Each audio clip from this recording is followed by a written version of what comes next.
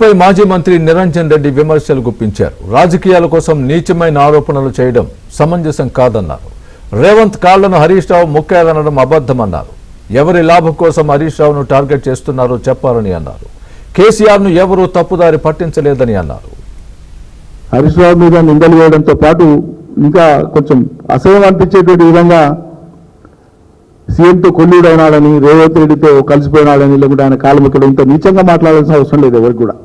రాజకీయాల కోసం చాలా చాలా బాగా అనిపించింది నాకు అవి విన్నప్పుడు. ఇతరేతర విషయాలు పక్కకు పెట్టండి. హరీష్ క్యారెక్టర్కు రేవంత్ అనిపోయి కాలు ముక్కేటువంటి మనిషి అనేది నాకు అర్థం కాదు. తెలంగాణలో ఒక్క మనిషిని నమ్ముతారా ఇటువంటి ప్రచారం చేస్తే? విమాన ప్రయాణాలు చేస్తే ఎవరు యాసెట్లో కూర్చుంటో ఎవరు పోతారో ఎవరికి తెలుస్తుంది. రేపు ఎప్పుడన్నా కేసీఆర్ కూడా ఢిల్లీ పోయినాడు అనుకోకుండా రేవంత్ రెడ్డి కూడా వచ్చిండు అనుకో అదే ఫ్లైట్లో, ఇక కలిసిపోయింది మాట్లాడుకున్నారని మాట్లాడతావా? అంత అర్ధరహితంగా ఉంటుందా?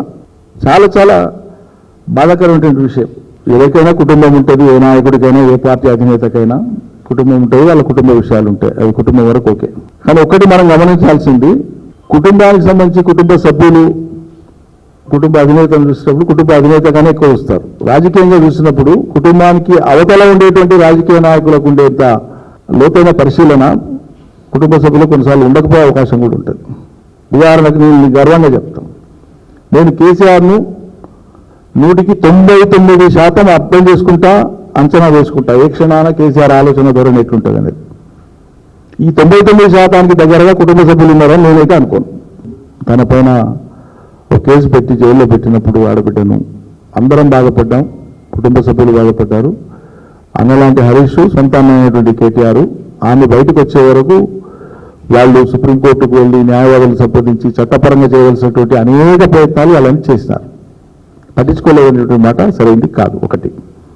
రెండు, సరే ఎవరైనా ఉద్దేశపూర్వకంగా తనను ఇబ్బంది పెట్టే విధంగా కానీ ఏదైనా మాట్లాడి ఉన్నా, ఎవరైనా ఏదైనా ప్రచారం చేస్తున్నా అది ఎవరైనా ఖండించాల్సిందే.